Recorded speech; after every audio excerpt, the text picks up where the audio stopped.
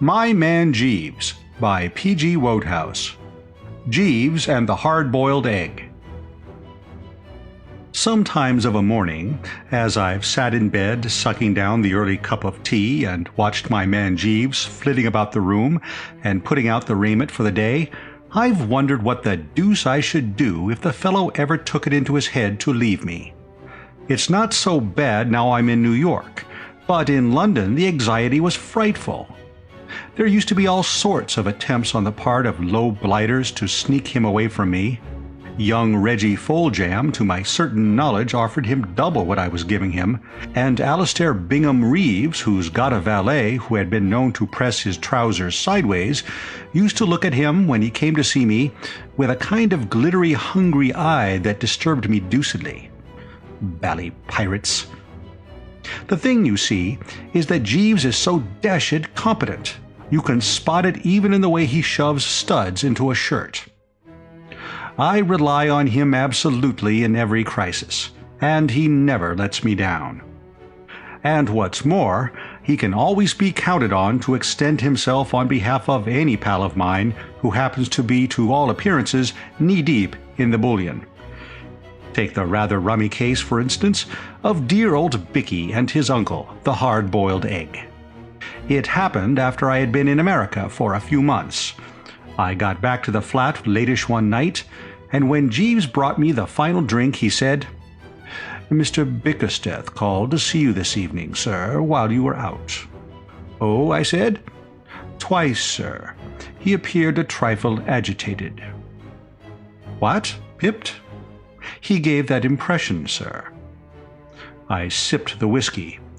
I was sorry if Bicky was in trouble, but as a matter of fact, I was rather glad to have something I could discuss freely with Jeeves just then, because things had been a bit strained between us for some time, and it had been rather difficult to hit on something to talk about that wasn't apt to take a personal turn. You see, I had decided, rightly or wrongly, to grow a mustache, and this had cut Jeeves to the quick. He couldn't stick the thing at any price, and I had been living ever since in an atmosphere of bally disapproval till I was getting jolly well fed up with it. What I mean is, while there is no doubt that in certain matters of dress Jeeves's judgment is absolutely sound and should be followed, it seemed to me that it was getting a bit too thick if he was going to edit my face as well as my costume. No one can call me an unreasonable chappie, and many's the time I've given in like a lamb when Jeeves has voted against one of my pet suits or ties. But when it comes to a valet staking out a claim on your upper lip, you've simply got to have a bit of the good old bulldog pluck and defy the blighter.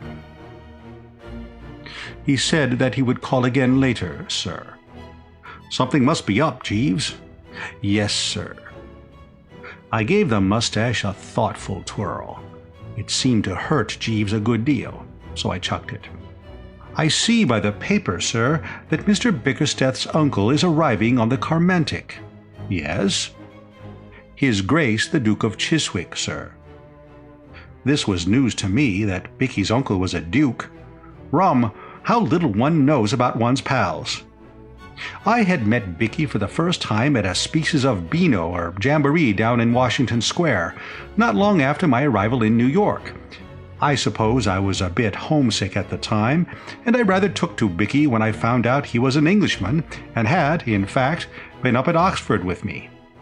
Besides, he was a frightful chump, so we naturally drifted together, and while we were taking a quiet snort in a corner that wasn't all cluttered up with artists and sculptors and whatnot, he furthermore endeared himself to me by a most extraordinarily gifted imitation of a bull terrier chasing a cat up a tree.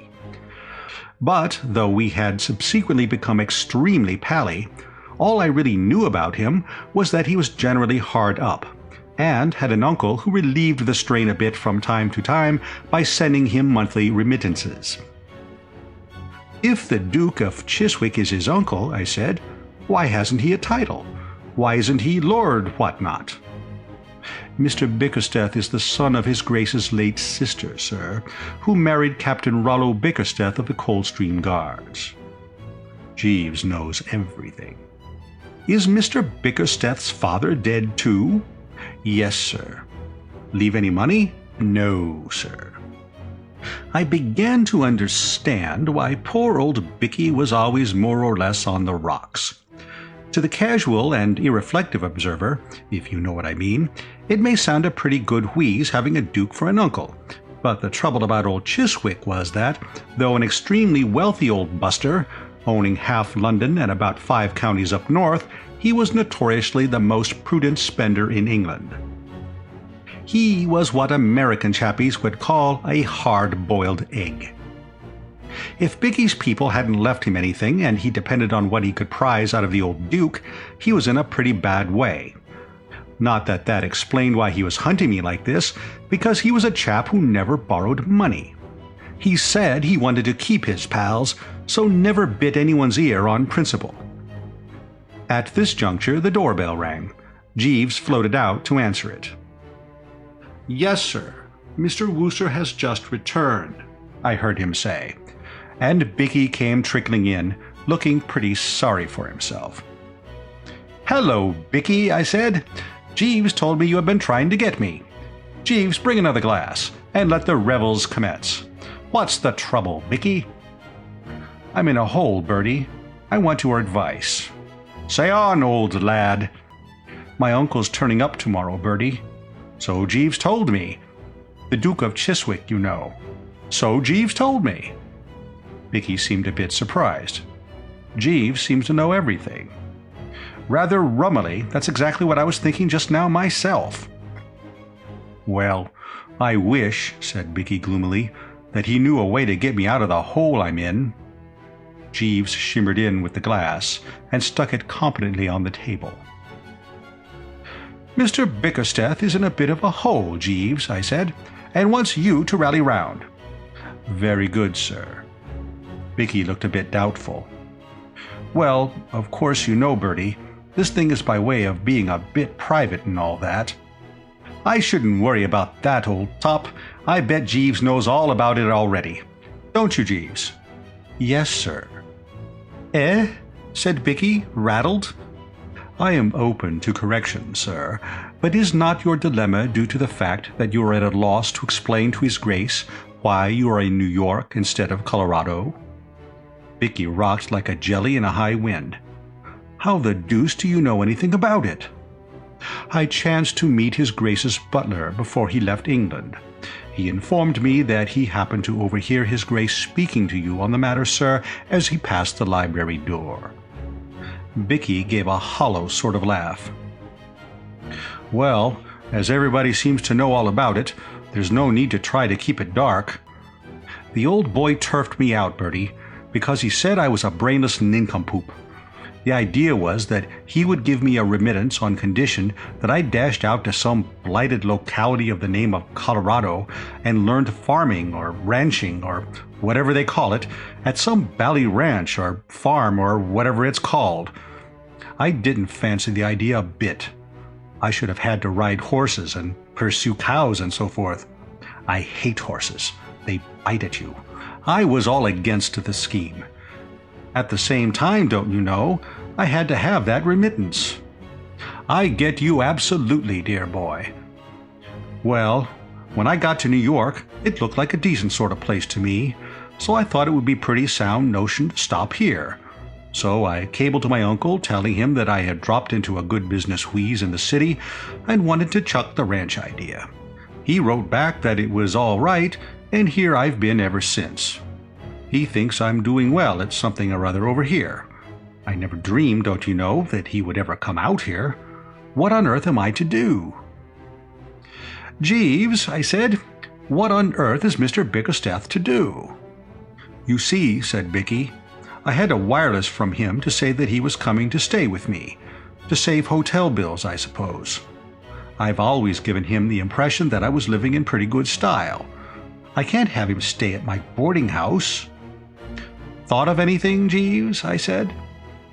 "To what extent, sir, if the question is not a delicate one, are you prepared to assist Mr. Bickersteth?" "I'll do anything I can for you, of course, Bicky, old man." "Then, if I might make the suggestion, sir, you might lend Mr. Bickersteth—" "No, by Jove," said Bicky firmly. "I never have touched you, Bertie, and I'm not going to start now. I may be a chump, but it's my boast that I don't owe a penny to a single soul, not counting tradesmen, of course. I was about to suggest, sir, that you might lend Mr. Bickersteth this flat. Mr. Bickersteth could give his grace the impression that he was the owner of it. With your permission, I could convey the notion that I was in Mr. Bickersteth's employment, and not in yours. You would be residing here temporarily as Mr. Bickersteth's guest. His grace would occupy the second spare bedroom. I fancy that you would find this answer satisfactorily, sir." Bicky had stopped rocking himself and was staring at Jeeves in an odd sort of way. "I would advocate the dispatching of a wireless message to his grace on board the vessel, notifying him of the change of address. Mr. Bickersteth could meet his grace at the dock and proceed directly here. Will that meet the situation, sir?" "Absolutely." "Thank you, sir." Bicky followed him with his eye till the door closed. "How does he do it, Bertie?" he said. "I'll tell you what I think it is. I believe it's something to do with the shape of his head. Have you ever noticed his head, Bertie, old man? It sort of sticks out at the back." I hopped out of bed early next morning so as to be among those present when the old boy should arrive. I knew from experience that these ocean liners fetch up at the dock at a deucedly ungodly hour. It wasn't much after 9 by the time I dressed and had my morning tea and was leaning out of the window, watching the street for Bicky and his uncle. It was one of those jolly, peaceful mornings that make a chappie wish he'd got a soul or something, and I was just brooding on life in general when I became aware of the dickens of a spate in progress down below. A taxi had driven up, and an old boy in a top hat had got out and was kicking up a frightful row about the fare. As far as I could make out, he was trying to get the cab chappie to switch from New York to London prices, and the cab chappie had apparently never heard of London before and didn't seem to think a lot of it now. The old boy said that in London the trip would have set him back 8 pence, and the cabbie said he should worry. I called to Jeeves. "The old Duke has arrived, Jeeves." "Yes, sir." "That'll be him at the door now." Jeeves made a long arm and opened the front door, and the old boy crawled in, looking licked to a splinter. "How do you do, sir?" I said, bustling up and being the ray of sunshine. "Your nephew went down to the dock to meet you, but you must have missed him. My name's Wooster, don't you know? Great pal of Bicky's and all that sort of thing. I'm staying with him, you know. Would you like a cup of tea? Jeeves, bring a cup of tea." Old Chiswick had sunk into an armchair and was looking about the room. "Does this luxury flat belong to my nephew Francis?" "Absolutely." "It must be terribly expensive." "Pretty well, of course. Everything costs a lot over here, you know." He moaned. Jeeves filtered in with the tea. Old Chiswick took a stab at it to restore his tissues and nodded. "A terrible country, Mr. Wooster. A terrible country. Nearly 8 shillings for a short cab drive. Iniquitous." He took another look around the room. It seemed to fascinate him. "Have you any idea how much my nephew pays for this flat, Mr. Wooster?" "About $200 a month, I believe." "What? £40 a month?" I began to see that, unless I made the thing a bit more plausible, the scheme might turn out a frost. I could guess what the old boy was thinking. He was trying to square all this prosperity with what he knew of poor old Bicky. And one had to admit that it took a lot of squaring, for dear old Bicky, though a stout fellow and absolutely unrivaled as an imitator of bull terriers and cats, was in many ways one of the most pronounced fatheads that ever pulled on a suit of gents' underwear. "I suppose it seems rummy to you," I said, "but the fact is, New York often bucks chappies up and makes them show a flash of speed that you wouldn't have imagined them capable of. It sort of develops them. Something in the air, don't you know? I imagine that Bicky in the past, when you knew him, may have been something of a chump. But it's quite different now. Devilish efficient sort of chappie, and looked in on commercial circles as quite the nib." "I'm amazed. What is the nature of my nephew's business, Mr. Wooster?" "Oh, just business, don't you know? The same sort of thing Carnegie and Rockefeller and all those coves do, you know. I slid for the door. Awfully sorry to leave you, but I've got to meet some of the lads elsewhere. Coming out of the lift, I met Bicky bustling in from the street. Hello, Bertie. I missed him. Has he turned up? He's upstairs now, having some tea. What does he think of it all? He's absolutely rattled. Ripping. I'll be toddling up then. Toodaloo, Bertie, old man. See you later. Hip hip, Bicky, dear boy. He trotted off, full of merriment and good cheer, and I went off to the club to sit in the window and watch the traffic coming up one way and going down the other. It was latish in the evening when I looked in at the flat to dress for dinner. Where's everybody, Jeeves? I said, finding no little feet pattering about the place. Gone out? His Grace desired to see some of the sights of the city, sir. Mr. Bickersteth is acting as his escort. I fancy their immediate objective was Grant's tomb. I suppose Mr. Bickersteth is a bit braced up the way things are going, what? Sir?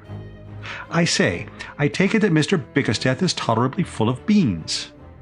Not altogether, sir. What's his trouble now? The scheme which I took the liberty of suggesting to Mr. Bickersteth and yourself has, unfortunately, not answered entirely satisfactorily, sir. Surely the Duke believes that Mr. Bickersteth is doing well in business and all that sort of thing? Exactly, sir, with the result that he has decided to cancel Mr. Bickersteth's monthly allowance, on the ground that, as Mr. Bickersteth is doing so well on his own account, he no longer requires pecuniary assistance. Great Scott, Jeeves, this is awful. Somewhat disturbing, sir. I never expected anything like this. I confess, I scarcely anticipated the contingency myself, sir. I suppose it bowled the poor blighter over, absolutely. Mr. Bickersteth appeared somewhat taken aback, sir. My heart bled for Bicky. We must do something, Jeeves. Yes, sir. Can you think of anything? Not at the moment, sir. There must be something we can do. It was a maxim of one of my former employers, sir, as I believe I mentioned to you once before, the present Lord Bridgenorth, that there is always a way. I remember his lordship using the expression on the occasion — he was then a business gentleman and had not yet received his title — when a patent hair restorer which he chanced to be promoting failed to attract the public. He put it on the market under another name as a depilatory, and amassed a substantial fortune. I have generally found his lordship's aphorism based on sound foundations. No doubt we shall be able to discover some solution of Mr. Bickersteth's difficulty, sir. Well, have a stab at it, Jeeves. I will spare no pains, sir. I went and dressed sadly. It will show you pretty well how pipped I was when I tell you that I near as toucher put on a white tie with a dinner jacket. I sallied out for a bit of food more to pass the time than because I wanted it. It seemed brutal to be wading into the bill of fare with poor old Bicky headed for the breadline. When I got back, old Chiswick had gone to bed, but Bicky was there, hunched up in an armchair, brooding pretty intensely, with a cigarette hanging out of the corner of his mouth and a more or less glassy stare in his eyes. He had the aspect of one who had been soaked with what the newspaper chappies called some blunt instrument. "This is a bit thick, old thing, what?" I said. He picked up his glass and drained it feverishly, overlooking the fact that it hadn't anything in it. "I'm done, Bertie," he said. He had another go at the glass. It didn't seem to do him any good. If only this had happened a week later, Bertie. My next month's money was due to roll in on Saturday. I could have worked a wheeze I've been reading about in the magazine advertisements. It seems that you can make a dashed amount of money if you can only collect a few dollars and start a chicken farm. Jolly sound scheme, Bertie. Say you buy a hen. Call it one hen for the sake of argument. It lays an egg every day of the week. You sell the eggs, 7 for 25 cents. Keep of hen costs nothing. Profit practically 25 cents on every 7 eggs. Or look at it another way, suppose you have a dozen eggs. Each of the hens has a dozen chickens. The chickens grow up and have more chickens. Why, in no time you'd have the place covered knee-deep in hens, all laying eggs at 25 cents for every 7. You'd make a fortune. Jolly life, too, keeping hens. He began to get quite worked up at the thought of it, but he slopped back in his chair at this juncture with a good deal of gloom. But, of course, it's no good, he said, because I haven't got the cash. You've only got to say the word, you know, Bicky, old top. Thanks awfully, Bertie, but I'm not going to sponge on you. That's always the way of this world. The chappies you'd like to lend money to won't let you, whereas the chappies you don't want to lend it to will do everything except actually stand on your head and lift the specie out of your pockets. As a lad who's always rolled tolerably free in the right stuff, I've had lots of experience of the second class. Many's the time, back in London, I've hurried along Piccadilly and felt the hot breath of the toucher on the back of my neck and heard his sharp, excited yapping as he closed in on me. I've simply spent my life scattering largesse to blighters I didn't care a hang for. Yet here I was now, dripping doubloons and pieces of 8 and longing to hand them over, and Bicky, poor fish, absolutely on his uppers, not taking any at any price. Well, there's only one hope then. What's that? Jeeves, sir. There was Jeeves, standing behind me, full of zeal. In this matter of shimmering into rooms, the chappie is rummy to a degree. You're sitting in the old armchair, thinking of this and that, and then suddenly you look up, and there he is. He moves from point to point with as little uproar as a jellyfish. The thing startled poor old Bicky considerably. He rose from his seat like a rocketing pheasant. I'm used to Jeeves now, but often in the days when he first came into me, I've bitten my tongue freely on finding him unexpectedly in my midst. Did you call, sir? Oh, there you are, Jeeves. Precisely, sir. Jeeves, Mr. Bickersteth is still up the pole. Any ideas? Why, yes, sir. Since we had our recent conversation, I fancy I have found what may prove a solution. I do not wish to appear to be taking a liberty, sir, but I think that we have overlooked His Grace's potentialities as a source of revenue. Bicky laughed, what I have sometimes seen described as a hollow, mocking laugh, a sort of bitter cackle from the back of the throat, rather like a gargle. I do not allude, sir, explained Jeeves, to the possibility of inducing His Grace to part with money. I am taking the liberty of regarding His Grace in the light of an, at present, if I may say so, useless property, which is capable of being developed. Bicky looked at me in a helpless kind of way. I'm bound to say I didn't get it myself. Couldn't you make it a bit easier, Jeeves? In a nutshell, sir, what I mean is this. His Grace is, in a sense, a prominent personage. The inhabitants of this country, as no doubt you are aware, sir, are peculiarly addicted to shaking hands with prominent personages. It occurred to me that Mr. Bickersteth or yourself might know of persons who would be willing to pay a small fee, let us say $2 or $3, for the privilege of an introduction, including handshake, to His Grace. Bicky didn't seem to think much of it. Do you mean to say that anyone would be mug enough to part with solid cash just to shake hands with my uncle? I have an aunt, sir, who paid 5 shillings to a young fellow for bringing a moving picture actor to tea at her house one Sunday. It gave her social standing among the neighbors. Bicky wavered. If you think it could be done, I feel convinced of it, sir. What do you think, Bertie? I'm for it, old boy, absolutely. A very brainy wheeze. Thank you, sir. Will there be anything further? Good night, sir.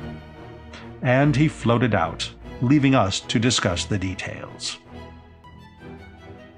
Until we started this business of floating old Chiswick as a money-making proposition, I had never realized what a perfectly foul time those stock exchange chappies must have when the public isn't biting freely. Nowadays, I read that bit they put in the financial reports about the market opened quietly with a sympathetic eye, for by Jove, it certainly opened quietly for us. You'd hardly believe how difficult it was to interest the public and make them take a flutter on the old boy. By the end of the week, the only name we had on our list was a delicatessen store keeper down in Bicky's part of the town, and as he wanted us to take it out in sliced ham instead of cash, that didn't help much.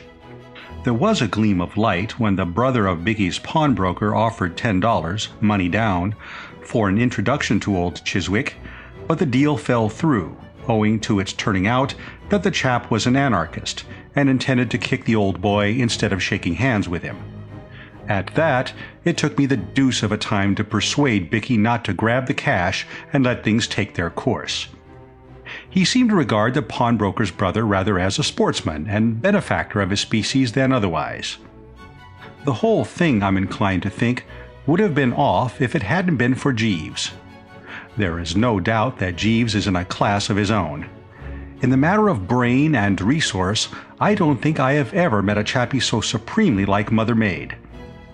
He trickled into my room one morning with a good old cup of tea and intimated that there was something doing. "Might I speak to you with regard to the matter of his grace, sir?" "It's all off. We've decided to chuck it." "Sir?" "It won't work. We can't get anybody to come." "I fancy I can arrange that aspect of the matter, sir." "Do you mean to say you've managed to get anybody?" "Yes, sir. 87 gentlemen from Birdsburg, sir." I sat up in bed and spilt the tea. "Birdsburg?" "Birdsburg, Missouri, sir." "How did you get them?" "I happened last night, sir, as you had intimated that you would be absent from home, to attend a theatrical performance, and entered into conversation between the acts with the occupant of the adjoining seat. I had observed that he was wearing a somewhat ornate decoration in his buttonhole, sir, a large blue button with the words "Boost for Birdsburg" on it in red letters, scarcely a judicious addition to a gentleman's evening costume. To my surprise, I noticed that the auditorium was full of persons similarly decorated. I ventured to inquire the explanation, and was informed that these gentlemen, forming a party of 87, are a convention from a town of the name of Birdsburg in the state of Missouri. Their visit, I gathered, was purely of a social and pleasurable nature, and my informant spoke at some length of the entertainments arranged for their stay in the city. It was when he related with a considerable amount of satisfaction and pride that a deputation of their number had been introduced to and had shaken hands with a well-known prize-fighter that it occurred to me to broach the subject of his grace. To make a long story short, sir, I have arranged, subject to your approval, that the entire convention shall be presented to his grace tomorrow afternoon. I was amazed. This chappie was a Napoleon. 87, Jeeves? At how much a head? I was obliged to agree to a reduction for quantity, sir. The terms finally arrived at were $150 for the party. I thought a bit. Payable in advance? No, sir. I endeavored to obtain payment in advance, but was not successful. Well, anyway, when we get it, I'll make it up to 500. Bicky'll never know. Do you suspect Mr. Bickersteth would suspect anything, Jeeves, if I made it up to 500? I fancy not, sir. Mr. Bickersteth is an agreeable gentleman, but not bright. All right, then. After breakfast, run down to the bank and get me some money. Yes, sir. You know, you're a bit of a marvel, Jeeves. Thank you, sir. Righto. Very good, sir. When I took dear old Bicky aside in the course of the morning and told him what had happened, he nearly broke down. He tottered into the sitting room and buttonholed old Chiswick, who was reading the comic section of the morning paper with a kind of grim resolution. "Uncle," he said, "are you doing anything special tomorrow afternoon? I mean to say, I've asked a few of my pals in to meet you, don't you know?" The old boy cocked a speculative eye at him. "There will be no reporters among them?" "Reporters? Rather not. Why?" "I refuse to be badgered by reporters. There were a number of adhesive young men who endeavored to elicit from me my views on America while the boat was approaching the dock. I will not be subjected to this persecution again." "That'll be absolutely all right, Uncle. There won't be a newspaper man in the place." "In that case, I shall be glad to make the acquaintance of your friends." "You'll shake hands with them and so forth?" "I shall naturally order my behavior according to the accepted rules of civilized intercourse."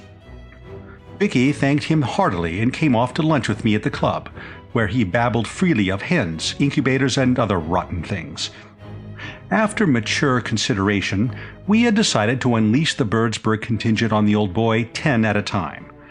Jeeves brought his theater pal round to see us, and we arranged the whole thing with him. A very decent chappie, but rather inclined to color the conversation and turn it in the direction of his hometown's new water supply system. We settled that, as an hour was about all he would be likely to stand, each gang should consider itself entitled to 7 minutes of the Duke's society by Jeeves' stopwatch, and that when their time was up, Jeeves would slide into the room and cough meaningly. Then we parted with what I believe are called mutual expressions of goodwill, the Birdsburg chappie extending a cordial invitation to us all to pop out someday and take a look at the new water supply system, for which we thanked him. Next day the deputation rolled in. The first shift consisted of the cove we had met and 9 others almost exactly like him in every respect. They all looked deuced keen and businesslike, as if from youth up they had been working in the office and catching the boss's eye and whatnot. They shook hands with the old boy with a good deal of apparent satisfaction, all except one chappie who seemed to be brooding about something, and then they stood off and became chatty. "What message have you for Birdsburg, Duke?" asked our pal. The old boy seemed a bit rattled. "I have never been to Birdsburg." Chappie seemed pained. "You should pay it a visit," he said. "The most rapidly growing city in the country. Boost for Birdsburg." "Boost for Birdsburg," said the other chappies reverently. The chappie who had been brooding suddenly gave tongue. "Say," he was a stout sort of well-fed cove with one of those determined chins and a cold eye. The assemblage looked at him. "As a matter of business," said the chappie.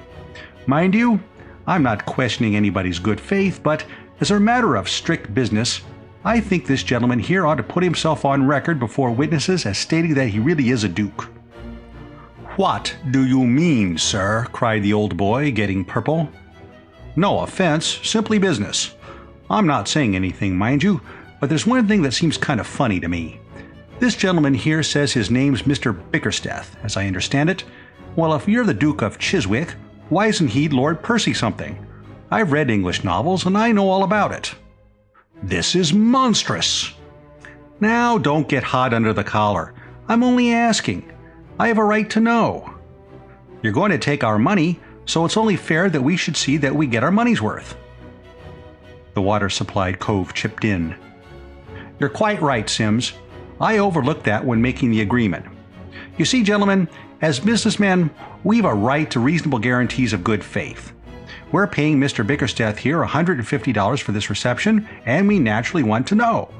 Old Chiswick gave Bicky a searching look. Then he turned to the water supply chappie. He was frightfully calm. "I can assure you that I know nothing of this," he said, quite politely. "I should be grateful if you would explain." Well, we arranged with Mr. Bickersteth that 87 citizens of Birdsburg should have the privilege of meeting and shaking hands with you for a financial consideration mutually arranged. And what my friend Sims here means, and I'm with him, is that we have only Mr. Bickersteth's word for it, and he is a stranger to us, that you are the Duke of Chiswick at all. Old Chiswick gulped.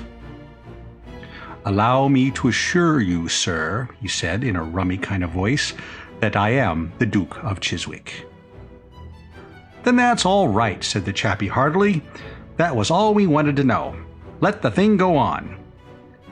"I am sorry to say," said old Chiswick, "that it cannot go on. I am feeling a little tired. I fear I must ask to be excused." "But there are 87 of the boys waiting around the corner at this moment, Duke, to be introduced to you." "I fear I must disappoint them." "But in that case, the deal would have to be off." "That is a matter for you and my nephew to discuss."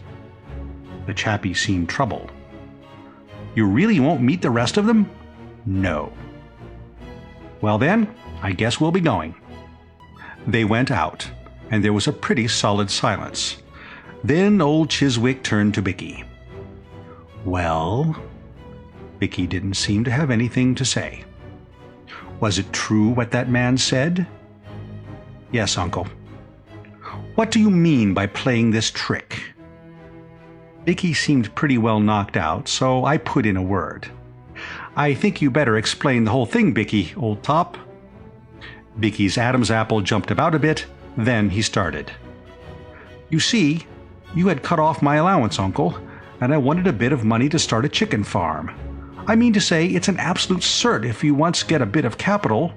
You buy a hen, and it lays an egg every day of the week, and you sell the eggs, say 7 for 25 cents. Keep of the hens costs nothing, profit practically. What is all this nonsense about hens? You led me to suppose you were a substantial businessman."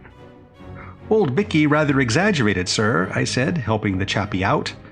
"The fact is, the poor old lad is absolutely dependent on that remittance of yours, and when you cut it off, don't you know, he was pretty solidly in the soup, and had to think of some way of closing in on a bit of the ready pretty quick.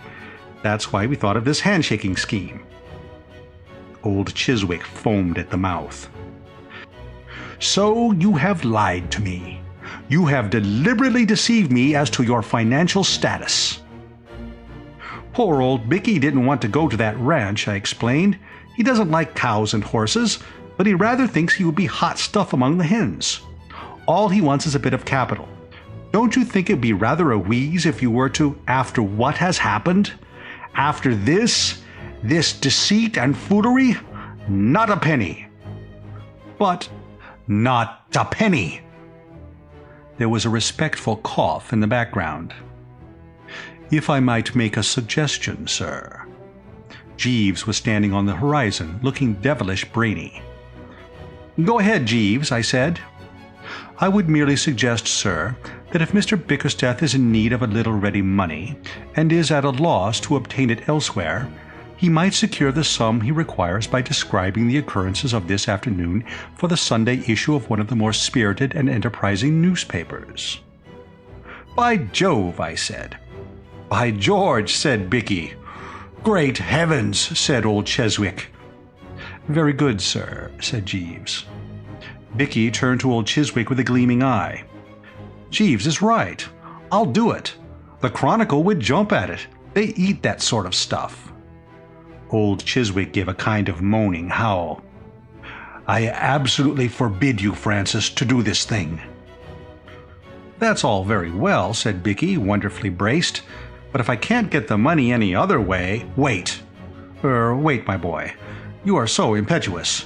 We might arrange something." "I won't go to that bally ranch." No, my boy. I would not suggest it. I would not for a moment suggest it. I think—" He seemed to have a bit of a struggle with himself. I think that, on the whole, it would be best if you returned with me to England. I might— In fact, I think I see my way I might be able to utilize your services in some secretarial position." "I shouldn't mind that." "I should not be able to offer you a salary, but as you know, in English political life, the unpaid secretary is a recognized figure." "The only figure I'll recognize," said Bicky firmly, "is 500 quid a year, paid quarterly." "My dear boy, absolutely. But your recompense, my dear Francis, would consist in the unrivaled opportunities you would have, as my secretary, to gain experience, to accustom yourself to the intricacies of political life, in fact, you would be in an exceedingly advantageous position." 500 a year, said Bicky, rolling it round his tongue. "Why, That would be nothing to what I could make if I started a chicken farm. It stands to reason. Suppose you have a dozen hens. Each of the hens has a dozen chickens. After a bit, the chickens grow up and have a dozen chickens each themselves, and then they all start laying eggs. There's a fortune in it. You can get anything you like for eggs in America. Chappies keep them on ice for years and years and don't sell them till they fetch about $1 a whirl. You'd think I'm going to chuck a future like this for anything under 500 goblins a year? What? A look of anguish passed over old Chiswick's face. Then he seemed to be resigned to it. "Very well, my boy," he said. "What-ho," said Bicky. "All right, then." "Jeeves," I said. Bicky had taken the old boy off to dinner to celebrate, and we were alone. "Jeeves, this has been one of your best efforts." "Thank you, sir." "It beats me how you do it." "Yes, sir." "The only trouble is, you haven't got much out of it, what?"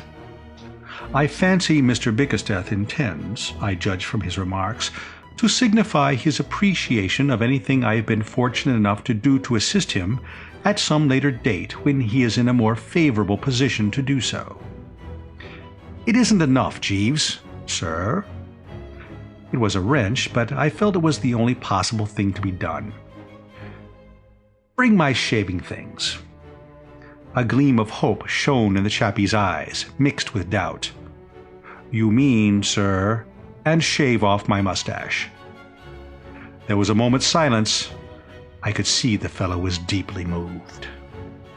"Thank you very much indeed, sir," he said in a low voice, and popped off.